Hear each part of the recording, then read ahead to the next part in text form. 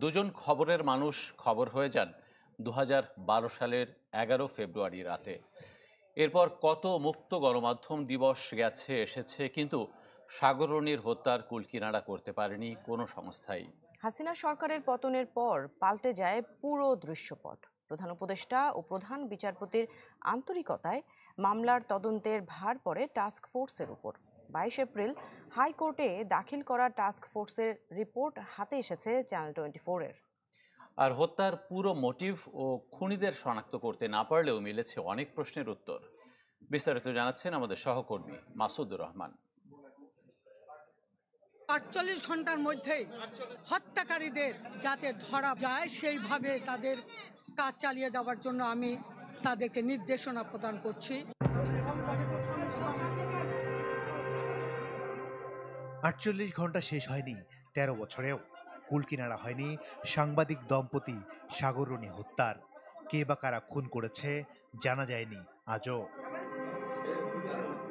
দেশ কাঁপিয়ে দেয়া সাংবাদিক দম্পতি হত্যার ঘটনায় 5 আগস্টের পর নতুন করে 7 সাংবাদিক সহ 12 জনকে জিজ্ঞাসাবাদ করেছে টাস্ক ফোর্স।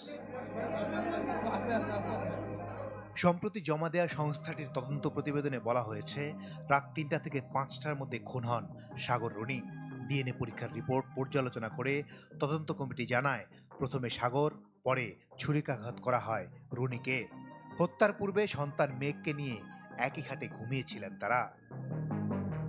হত্যায় সাগর বাধা দিতে পারে এমন ধারণায় তার হাত পা বাঁধা হয়। রুনি নারী হিসেবে দুর্বল চিন্তা করে তার হাত পা বাঁধার প্রয়োজনীয়তা দেখা দেয়নি। ব্লাড প্যাটার্ন পর্যবেক্ষণ করে ধারণা করা হয় আগে মারা গেছেন রুনি। আর বৈজ্ঞানিক বিশ্লেষণ করে সমীকরণ মিলিয়ে টাস্ক ফোর্স বলছে সাগরের মৃত্যু হয়েছে পরে। টাস্ক ফোর্সের রিপোর্টে উল্লেখ করা হয়েছে, সেদিন গোয়েন্দা কর্মকর্তারা ঘটনাস্থলে পৌঁছায় সকাল 10:30 থেকে 11টার মধ্যে। এর আগে গণমাধ্যম কর্মী ও স্থানীয়দের পায়ের ছাপে ধ্বংস হয়ে যায় আলামত।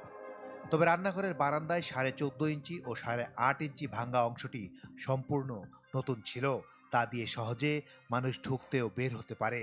তবে সেখানকার পূর্ণাঙ্গ ফুটপ্রিন্ট পাওয়া যায়নি।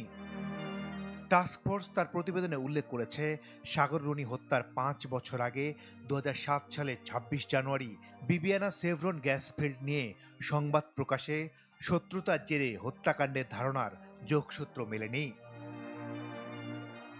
এবার আসা যাক ডিএনএ বিশ্লেষণে। সিআইডির সাথে ডিএনএ বিশ্লেষণ করে টাস্ক ফোর্স জানায়, একসাথে 2 বা 3 জনের ডিএনএ থাকলে শনাক্ত করা সম্ভব। সংখ্যায় বেশি হলে শনাক্ত করা কঠিন। ঘটনাস্থল থেকে পাওয়া নমুনায় 5-6 জনের ডিএনএ থাকায় তা শনাক্ত করা সম্ভব হয়নি। পারিবারিক কলহের কারণে একজনকে হত্যার পর অন্যজনের আত্মহত্যার তথ্য প্রমাণ পায়নি টাস্ক ফোর্স। ক্রাইম সিন পর্যালোচনা, আলামত পরীক্ষা নিরীক্ষা করে তারা জানান, দুজনকেই হত্যা করা হয়েছে। আত্মহত্যার প্রমাণ মেলেনি। পেশাগত কারণে এমন হত্যাকাণ্ড কিনা তাও খতিয়ে দেখেছে টাস্ক ফোর্স।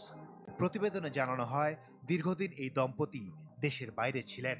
দেশে ফিরে মৃত্যুর 7 মাস আগে সাগর মাছরাঙা টিভিতে যোগ দেন। তার অফিসিয়াল নথি পর্যালোচনা করে পূর্বশত্রুতা বা বিরোধ খুঁজে পাওয়া যায়নি। রুনির অফিসিয়াল নথি ঘেটেও তার সাথে কারো শত্রুতার প্রমাণ পায়নি টাস্ক ফোর্স। আলোচিত বিবিয়ানা গ্যাস ফিল্ড নিয়ে রিপোর্টের জেরে হত্যার কোনো তথ্য মেলেনি। সাগরের মালিকানাধীন energyBangla.com কোনো সংবাদের জেরে পেশাগত কারণে এ হত্যাকাণ্ডের যোগসূত্র মেলেনি। অর্থ ও জমিজমা নিয়ে বিরোধের কারণে হত্যাকাণ্ডের প্রশ্নে টাস্ক ফোর্স জানায়, সবকিছু যাচাই বাছাই করে সম্পত্তি নিয়ে বিরোধের প্রমাণ পাওয়া যায়নি। দাম্পত্য কলহের জেরে সাগররণী হত্যা কিনা এমন প্রশ্নে টাস্ক ফোর্স জানায়, মৃত্যুর পর রুনির 2 জন ছেলে বন্ধুর সন্ধান পাওয়া যায়।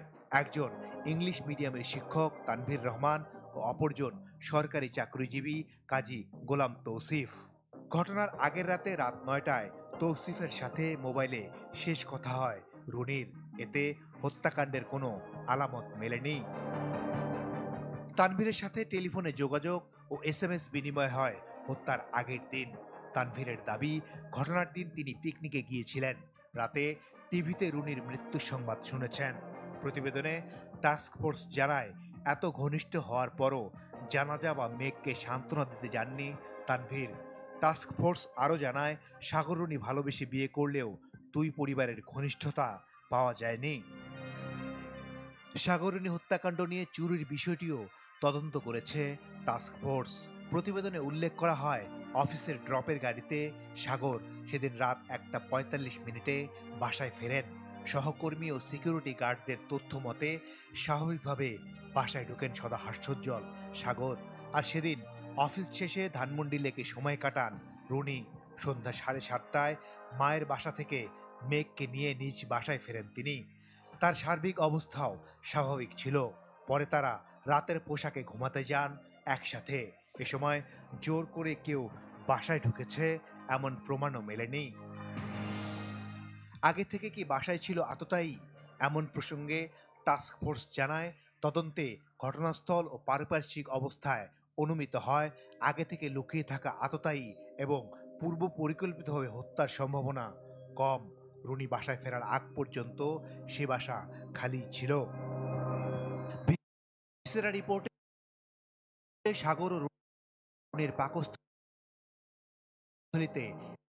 একই ধরনের খাবার পাওয়া গেছে, যা খাবার টেবিলে উচ্ছিষ্ট খাবারের সাথে মিলে গেছে। চেতনানাশক বা বিষ জাতীয় কোনো উপাদান নয়, মিলেছে ডিম ও ভাতের উপস্থিতি। বল প্রয়োগ করে কেউ বাসায় ঢুকেছে এমন তথ্যও পায়নি টাস্ক ফোর্স। খুনে ব্যবহৃত অস্ত্র প্রসঙ্গে টাস্ক ফোর্স জানায়, খুনের ধরন বিশ্লেষণ করে দেখা যায় রান্নাঘরে থাকা ছুরি বটি দিয়ে ঘটানো হয় হত্যাকাণ্ড। পূর্ব পরিকল্পিতভাবে অস্ত্র দিয়ে এটি হয়নি। পেটের নিচে 2 ইঞ্চি জখম ছাড়া মেহরুন রুনির আর কোনো জখম নেই। অতিরিক্ত রক্তক্ষরণ থেকেই তার মৃত্যু হয়েছে বলে প্রতীয়মান হয়। নিহতদের ব্যবহৃত কাপড় দিয়ে বাঁধা হয় তাদের হাত পা। পূর্ব পরিকল্পিত হলে রশি ব্যবহার হতো। টাস্ক ফোর্স জানায়, সাগর বাধা দেয় তার শরীরে আঘাতের চিহ্ন বেশি। বিশেষ পর্যবেক্ষণে টাস্ক ফোর্স লিখেছে, সাগর রুনির কোনো গুরুত্বপূর্ণ অঙ্গে আঘাত করেনি খুনিরা। এ থেকে বোঝা যায় তারা পেশাদার নয়।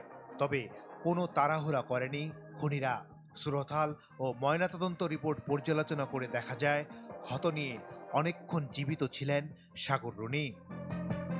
সাগরের হাত পা বাঁধার জন্য ব্যবহৃত চাদর ও রুনির টি শার্ট হতে প্রাপ্ত নমুনা থেকে 2টি অপরিচিত পুরুষের ডিএনএ পাওয়া গেছে। তবে ডিএনএর অধিক মিশ্রণের কারণে খুনিদের ছবি প্রস্তুত করতে পারেনি যুক্তরাষ্ট্রের প্যারাবন স্ন্যাপশট ল্যাব। ঘটনাস্থলে 4 জনের ডিএনএ পাওয়া যায়, 3 জন পুরুষ ও 1 জন নারী। এর মধ্যে 2 জন সাগর রুনি, অন্য 2 জনের ডিএনএ কোনোভাবেই শনাক্ত করতে পারেনি টাস্ক ফোর্স। তাই হত্যার মোটিভ ও খুনে কারা জড়িত তা এখন পর্যন্ত সুনির্দিষ্ট করা যায়নি। তবে অনেক প্রশ্নের উত্তর মিলিয়ে দিয়েছে টাস্ক ফোর্স। আইনজীবী শিশির মনির বললেন, গোটা দেশের মতো তারাও অপেক্ষায় আছেন এ খুনের রহস্য উদ্ঘাটনে। লাশগুলো একজন আরেকজনকে এরকম বাঁধে না, কোনোদিন হয় না। বোঝা যায় বাহিরের লোক আছে, বাহিরের লোক সেখানে গেছে। সেটা কারা, এটা ডিটারমিন করাটাই কষ্ট হচ্ছে আর কি। এই জন্যই মোটিভটা স্পষ্ট হচ্ছে না, চেষ্টা করছে। দুইটা চোর, সাগর রুনির একমাত্র সন্তান মেঘ অপেক্ষায়, কবে খুলবে পুরো জট। অপেক্ষায় তাদের পুরো পরিবার। আমরা এটাই চাচ্ছি যে সুস্থ বিচারটা যেন হয়, যারা করছে ওদেরকে যেন ওরা বের করতে পারে। আমরা মনে করি এমন কিছু একটা হতে পারে তৎকালীন সেই সময়কে সর্বোচ্চ পর্যায় থেকে, যেটা হয়তো বা এমনভাবে এই জিনিসটা করে রেখেছে, ধোঁয়াশা সৃষ্টি করে রেখেছে, যার ফলে হয়তো প্রকৃত রহস্য সামনে আসতে সময় লাগছে। পরিবারের আশা, সাগর রুনির আগামী প্রয়াণ দিবসের আগেই শনাক্ত হবে খুনিরা। যেটা আছে ওইটা তো মাসুদুর রহমান, চ্যানেল 24, ঢাকা।